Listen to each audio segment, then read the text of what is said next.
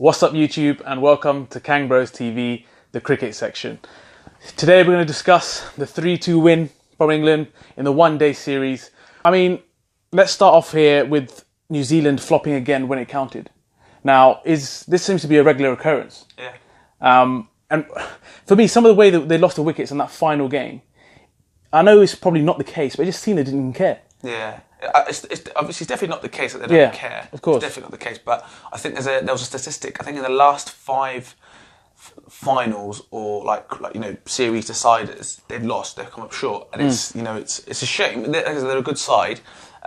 Shows to be able to get to those positions that they're obviously a good side, but they don't have that that killer instinct to get them over the line. Did you think it was a lot closer than you thought it would be? Yeah, it was actually. It was a lot closer than I thought. And especially the games when they were won or lost, a lot of it was won and lost in the last couple of overs and stuff like that. So it was a really good series and something that was really enjoyable. I just think it's a shame that New Zealand come up a bit short. And obviously not a shame being with an England hat on, not a shame.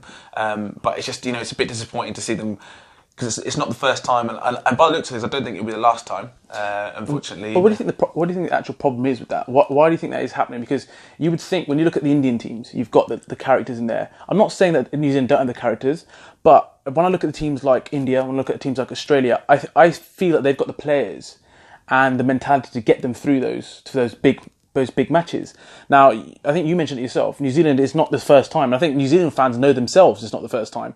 So unless they have an answer for us to why they think they keep it occurring, but what do you think it is? So I don't think it's to do with. Actually, no. In fact, I do think it's to do with the players and character. Yeah. It's a very harsh thing to say. I mean, I would never sit here and single anybody out and say you don't have character, because that's such a cowardly thing to say. Yeah. But I think if you look at the times, the crunch moments, yeah. You look at people and look at experience. What experience are you going to recall on? I go back to the big tournaments, and I go back to those moments. If you look at the big sides, the big players stand up at the really important times, and I just think that in the final, you could say that was a final. The series decider was a final.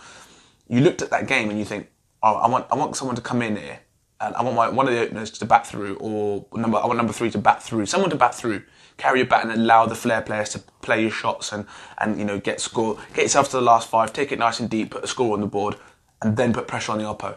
Just didn't see that backbone to show that, okay, you know what, today's a slightly different game. I know there's a cliche that this is how I play, I'm going to play my natural game. That's fine, and play your natural game, but there's also got to be times you've got to rein yourself in. Stephen Smith, if he was playing in that game and the few wickets have gone down, the pinch hitters at the top didn't get the runs we needed, he'd happily sit in and be like, right, you know what, I'll score my strike rate, I'll score at 50 for the next 5 or 10 overs, knowing that I can make it up.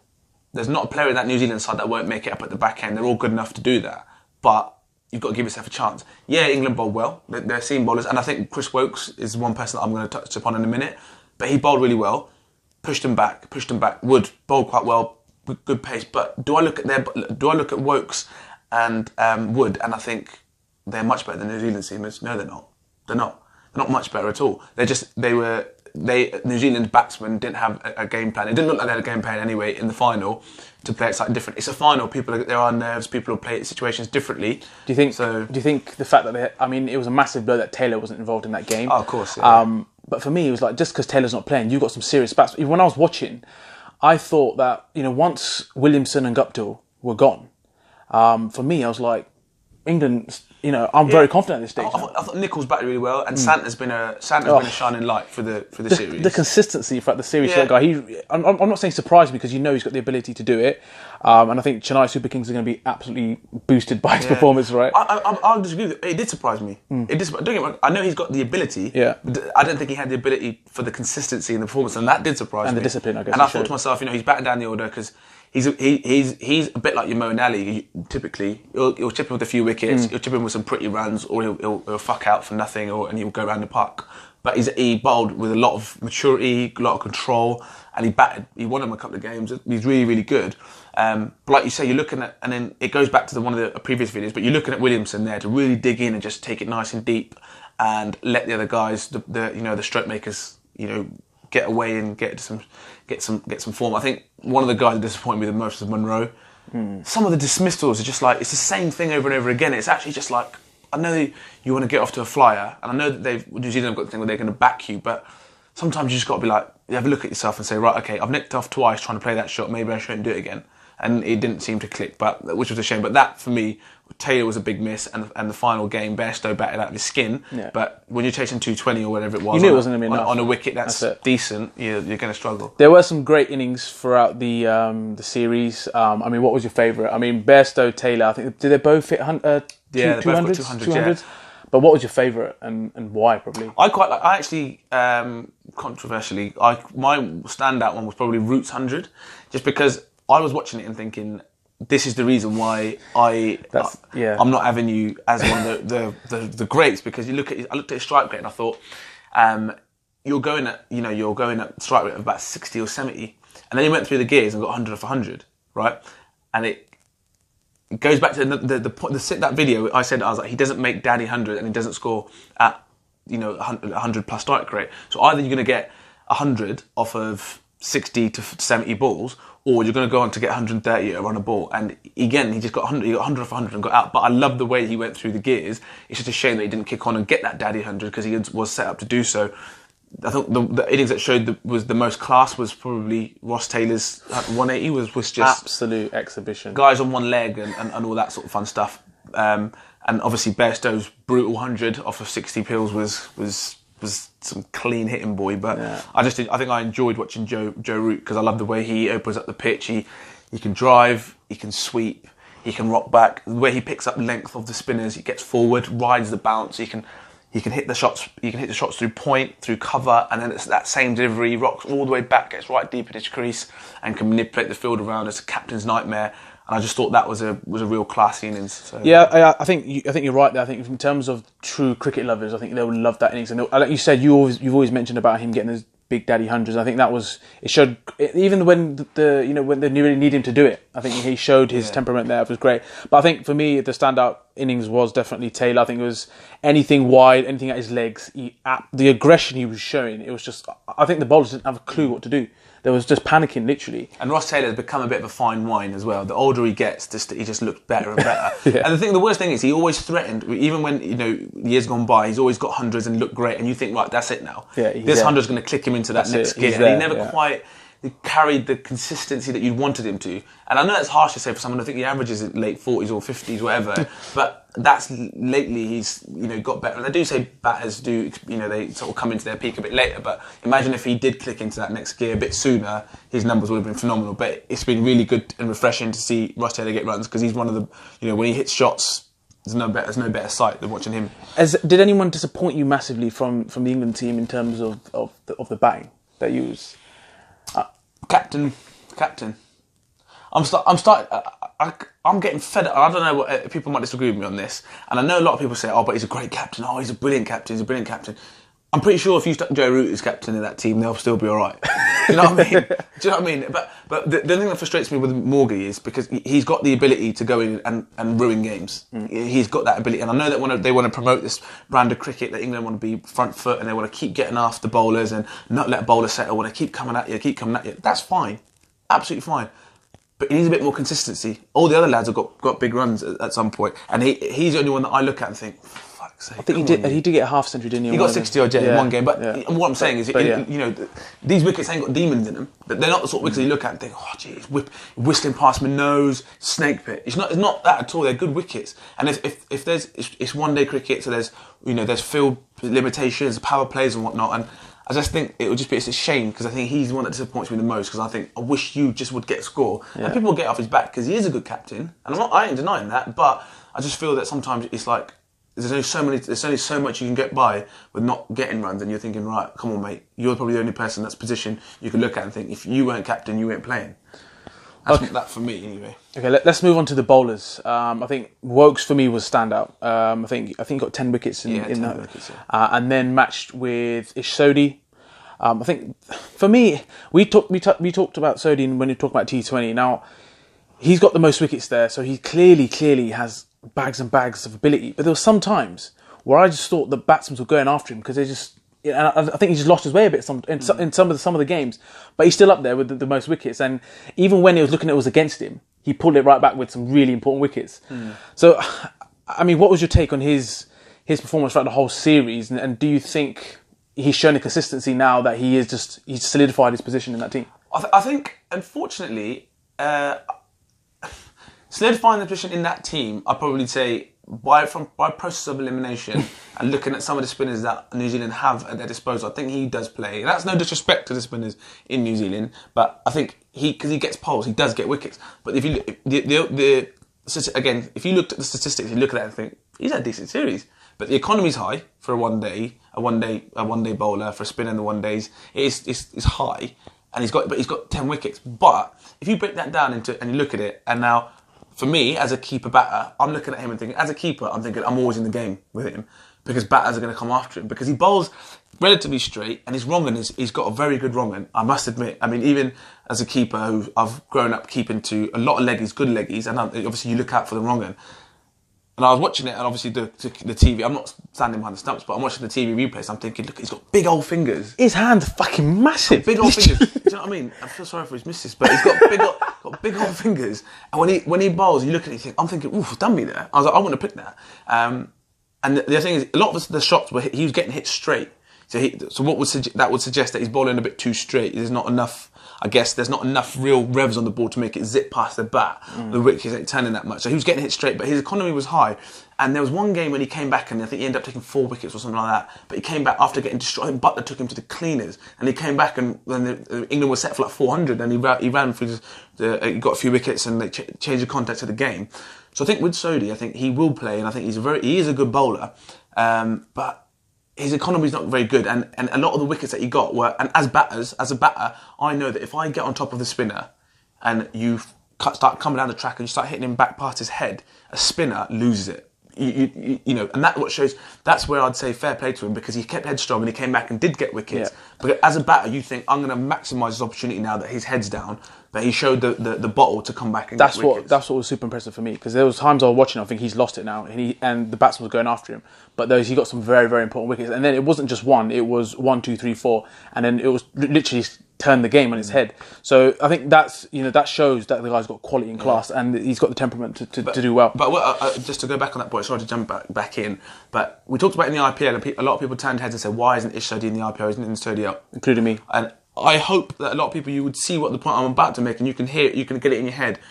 But in the field, and sorry to be horrible, he's a donkey. Yeah, he's a donkey in that field, and he's diving over balls, and it's not easy. And at that level, it's not easy. At any level, fielding is never the thing that you want to do more. You want to, if you're a bowler, you want to bowl. If you're a batter, you want to bat. If you're a keeper, you want to catch balls.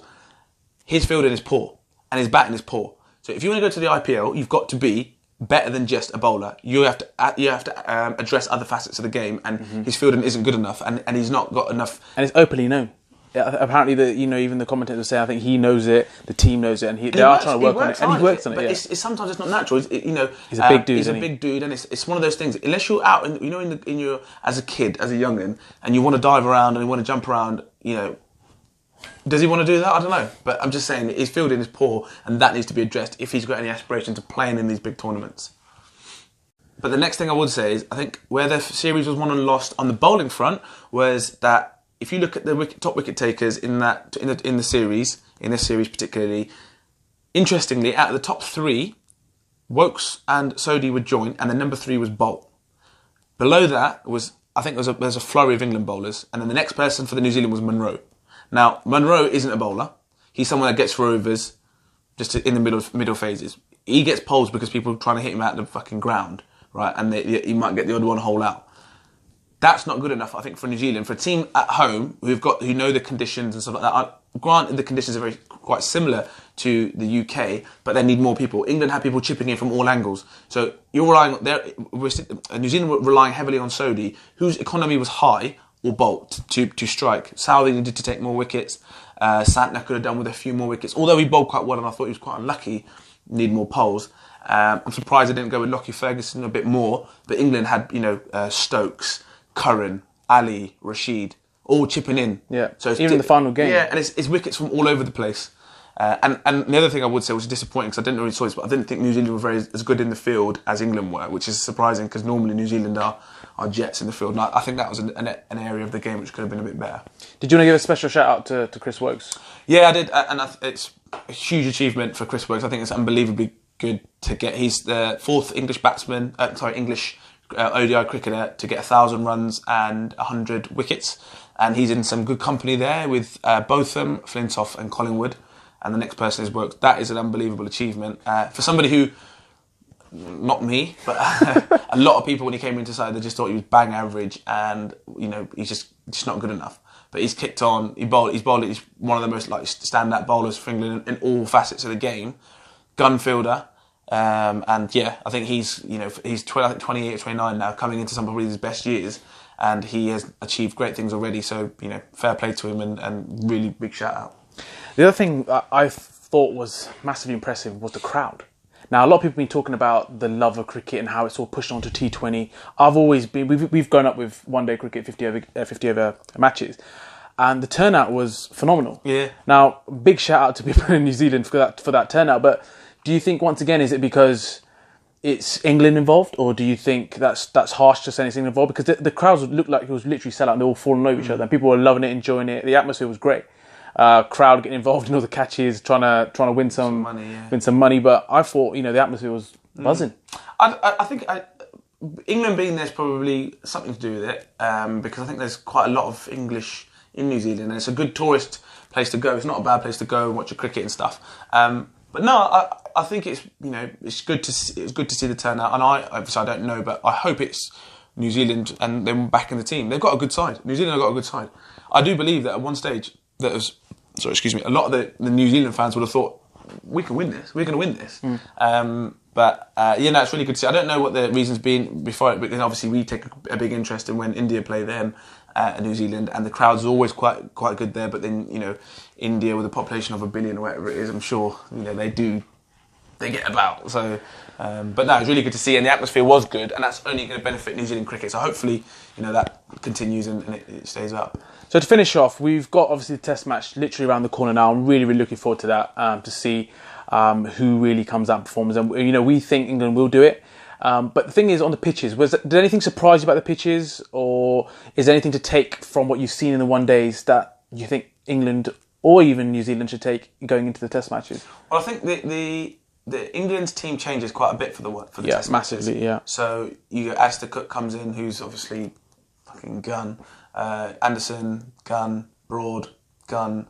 And there'll be a couple of others that I've missed out. But I'm not too sure. I know that New Zealand's team changes. I know that their keeper changes. I think BJ Watling comes in and Latham just plays as a batter. I know that the left armer, what's his name? The left arm seamer comes out for Wagner. He comes back in and he's been very, very good.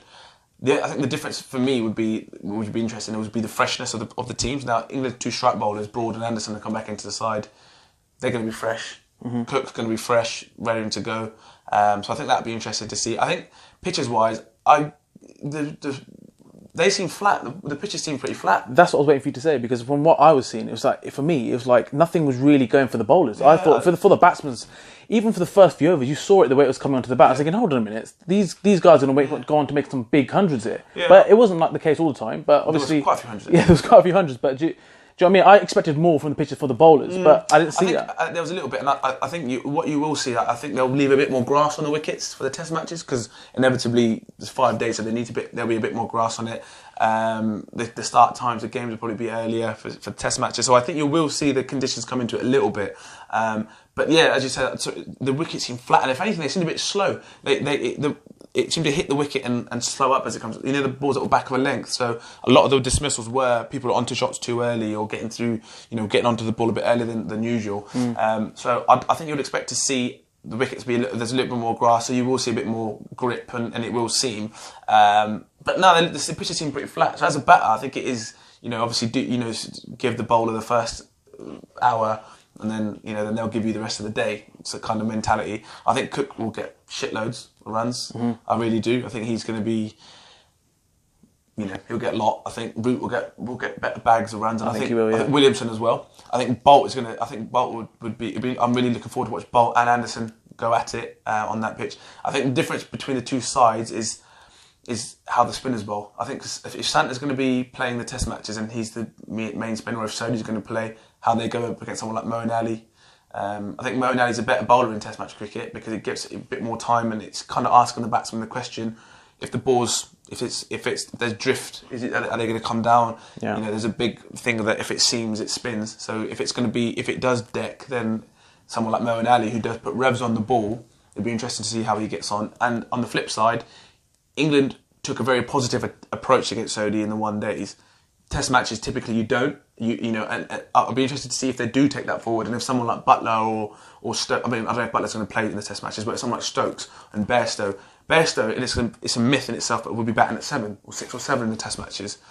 It's mental, but you know, if he comes out to bat and England are, you know, 4 down, you know, how's he going to approach it? Is he going to go after it? Is he going to let Saudi bowl? So really looking forward to it. I think England will win. I think England will win the series, and I think Cook will be someone that's going to get a lot of runs. It'll be interesting to see if Williamson does the same.